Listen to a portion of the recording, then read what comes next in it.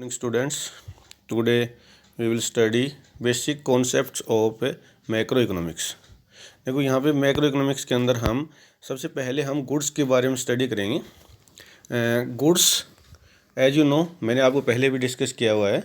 Goods are those things which have physical shape, means जिसको हम physical shape होती है, जिसको हम देख सकते हैं, टच कर सकते हैं। और गुड्स एक फिजिकल शेप होती है जो सर्विस से अलग होती है। सर्विस तो सिर्फ इनटेंजिबल होती है और गुड्स टेंजिबल होती हैं।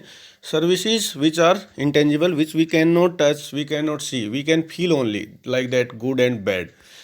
Goods are categorise into classified into two parts, final goods and intermediate goods. Second होता है consumer goods and capital goods.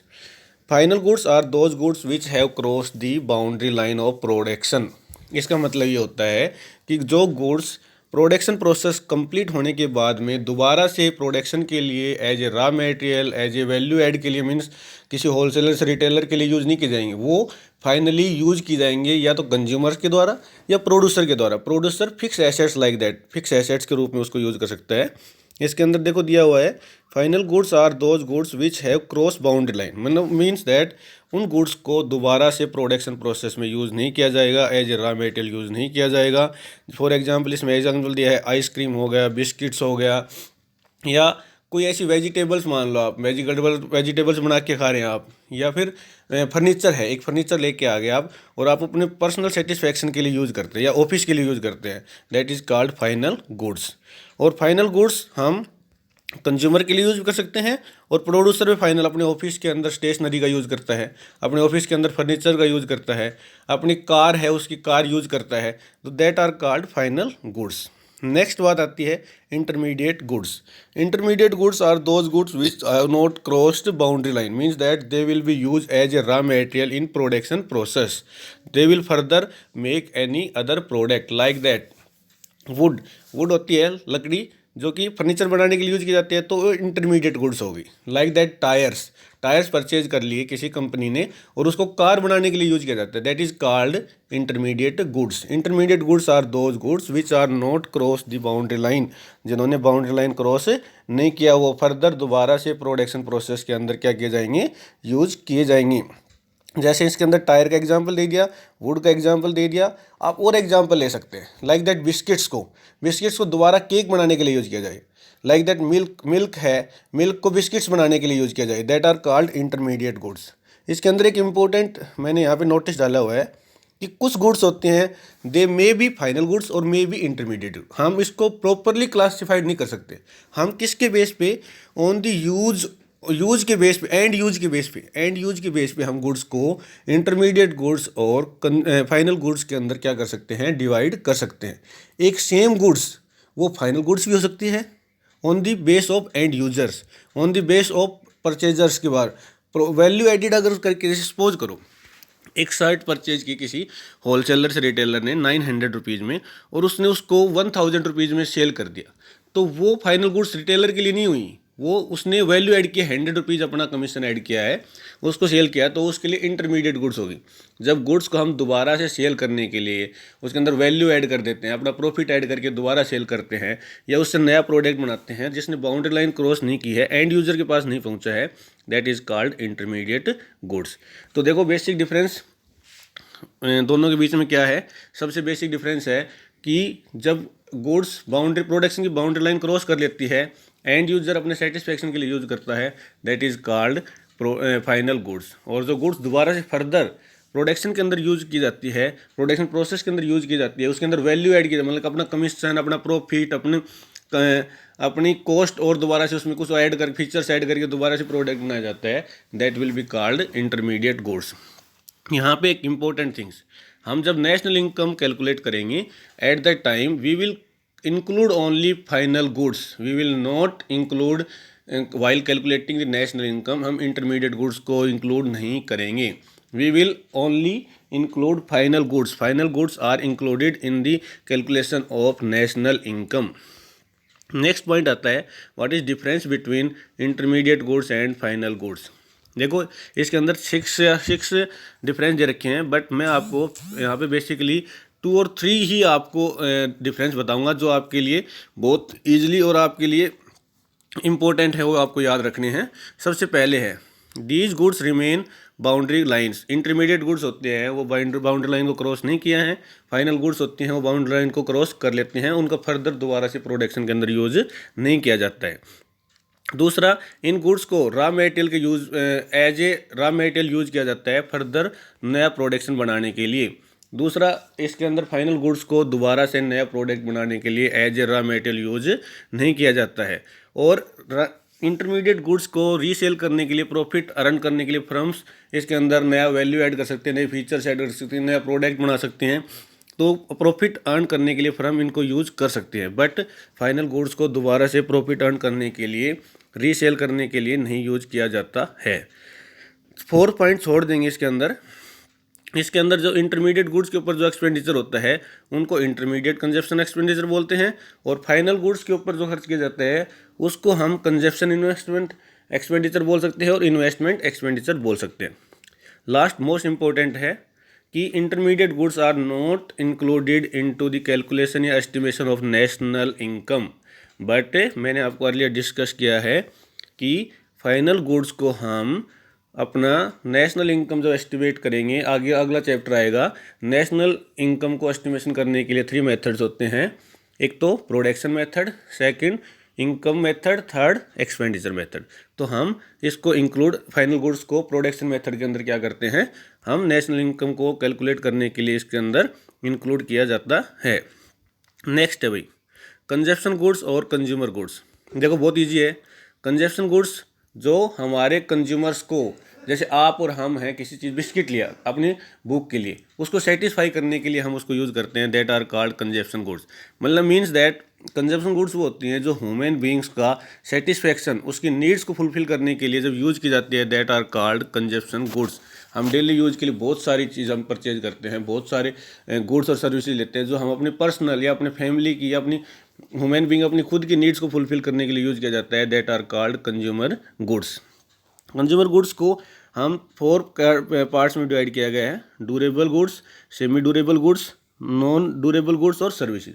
देखो ड्यूरेबल गुड्स वो होती हैं जो हाई वैल्यू की होती हैं, जिनका रेट ज़्यादा होता है, और कंज्यूमर जो ड्यूरेबल गुड्स होती हैं वो लॉन्ग टाइम के लिए, सेवरल यूज़, मतलब सेवरल ईयर्स को यूज़ किया जाता है। लाइक दैट टेलीविज़न ले लिया हमने, बाइक ले ली, स्कूटर ले लिया, फर्नीचर्स ले लिया, कार ले लिया, घर ले लिया, ये ड्यूरेबल गुड्स होती हैं। वो कई साल तक हम 5 to 10, 7, 20, 15 ईयर्स को हम यूज़ करते हैं कि ड्यूरेबल गुड्स होती है जो बहुत लंबे टाइम तक, और इनकी हाई वैल्यू होती है, मीन्स इनके ऊपर ज़्यादा खर्चा होता है, इनको ज़्यादा प्राइस होता है, इनके ऊपर ज़्यादा अमाउंट पे करनी पड़ती है।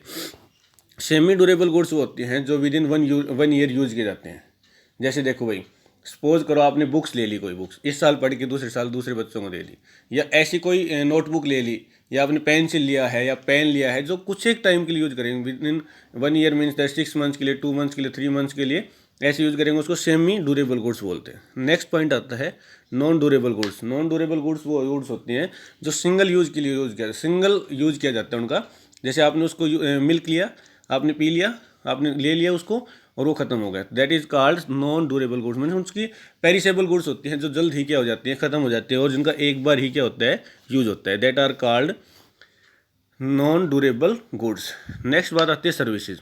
सर्विसेज मैंने आपको डिस्कस किया था लास्ट ईयर, दोबारा से डिस्कस करता हूँ।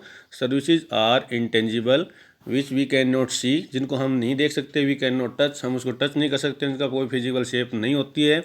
और सर्विसेज सिर्फ हम फील कर सकते हैं। सर्विसेज आर गुड और bad, means that they are excellent. Suppose that you are travelling in airlines and air hostess provide you a good service, like that providing comfortable seats, providing water या other items which you have demanded, that will be called that their service was goods or bad, good और bad। इसको हम 2 parts में divide कर सकते हैं, on the basis of our own feelings, our satisfaction के base पे हम कह सकते हैं these good services are good और bad, that will be called services। Next आती है कैपिटल गुड्स। देखो भाई, कैपिटल गुड्स आर या कैपिटल गुड्स वो गुड्स होते हैं जिनकी हाई वैल्यू होती है, जिसके अंदर हाई अमाउंट इन्वेस्टमेंट की जाती है, और वो प्रोडक्शन प्रोसेस के अंदर सेवरल ईयर्स यूज़ किया जाता है, बहुत सारे लंबे टाइम तक यूज़ किया जाता है। सपोज दैट आपने कोई प्लांट लगा रखा है और आप उसके अंदर प्रोडक्शन करने के लिए मशीनरी परचेज करते हैं और वो मशीनरी की कॉस्ट है 10 लाख रुपीज़ और वो आपको 5 ईयर के लिए आप क्या करेंगे उसको प्रोडक्शन के अंदर यूज करेंगे, that will be called capital goods. Capital goods fix assets भी बोल सकते हैं जिसको हम, देखो भाई प्रोडक्शन के अंदर तो नट्स एंड बोल्ट्स भी यूज किए जाते हैं but they are not called capital goods because they are small instrument. तो हम कैपिटल गुड्स की डेफिनेशन क्या देंगे, capital goods are those goods which are use for long time process and they have high value in investment. Investment के लिए high value होती है और वो एक लंबे टाइम प्रोसेस, लंबे टाइम तक यूज किए जाएंगे हमारे plant and machinery production process के अंदर। और वो प्रोडक्ट, देखो कैपिटल गुड्स वो होते हैं जिसको प्रोडक्शन के अंदर 2 टाइप्स के मटेरियल यूज किया जाते हैं। एक तो हमें कैपिटल गुड्स का यूज किया जाता है, दूसरा रॉ मटेरियल्स वगैरह का यूज किया जाता है। तो रॉ मटेरियल्स कभी कैपिटल गुड्स नहीं होती हैं बट कैपिटल गुड्स, इसके अंदर नीचे भी इंपॉर्टेंट मैंने लिखा है, all capital goods are producer goods. सभी कैपिटल गुड्स होते हैं वो प्रोड्यूसन के गुड्स हो सकते हैं but all producer goods are not capital goods. इसका मतलब क्या हुआ कि जो भी कैपिटल गुड्स होती है ना वो सारी प्रोड्यूसर गुड्स होती हैं। जैसे है प्लांट है, मशीनरी है, लैंड एंड बिल्डिंग्स वगैरह है, या आपको कार है, या आपकी कोई नई टेक्नोलॉजी से नए इंस्ट्रूमेंट है, वो सभी कैपिटल गुड्स होती है, वो सारी प्रोडक्शन के काम आती हैं। बट प्रोड्यूसर गुड्स होती हैं वो 2 टाइप्स में कन्वर्ट की जाती है, रॉ मटेरियल्स जो प्रोडक्शन प्रोसेस के अंदर यूज किए जाते हैं और कैपिटल गुड्स रॉ मटेरियल को फिनिश गुड्स में कन्वर्ट करती है। But all the producer goods are not capital goods, क्योंकि प्रोड्यूसर गुड्स को 2 पार्ट्स में दिया जाता है, एक तो कैपिटल गुड्स होता है और दूसरा रॉ मटेरियल्स वगैरह होते हैं। देखो यहाँ पे difference between consumption goods and capital goods बहुत ईजी है। कंजप्शन गुड्स होती हैं वो अपने पर्सनल सेटिस्फेक्शन, ह्यूमन बींग्स के सेटिस्फेक्शन को फुलफिल करने के लिए यूज की जाती हैं। कैपिटल गुड्स होते हैं जो प्रोडक्शन प्रोसेस के अंदर यूज की जाती हैं, उनके द्वारा प्रोडक्ट बनाए जाते हैं, ये ह्यूमन बीइंग के सेटिस्फेक्शन के लिए यूज नहीं की जाते हैं।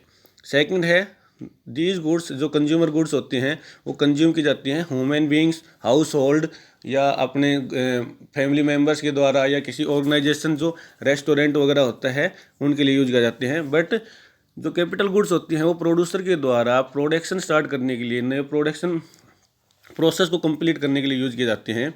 जो खर्चा किया जाता है, जो एक्सपेंडिचर किया जाता है कंजप्शन गुड्स के ऊपर, उसको क्या बोला जाता है, कंजप्शन एक्सपेंडिचर। और जो कैपिटल गुड्स के ऊपर जो खर्चा किया जाता है, एक्सपेंडिचर किया जाता है, उसको बोलते हैं इन्वेस्टमेंट एक्सपेंडिचर।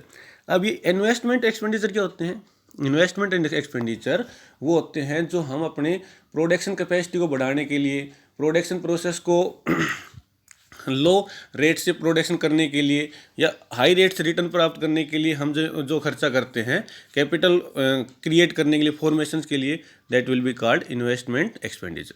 नेक्स्ट है higher production of consumption goods. हाँ, जो पर्सन या जिस इकोनॉमी के अंदर कंजप्शन एक्सपेंडिचर ज़्यादा होगा तो वहाँ living standard, quality of life क्या होगी, हाई होगी, और वहाँ का हायर लेवल ऑफ पीपल्स का वेलफेयर होगा।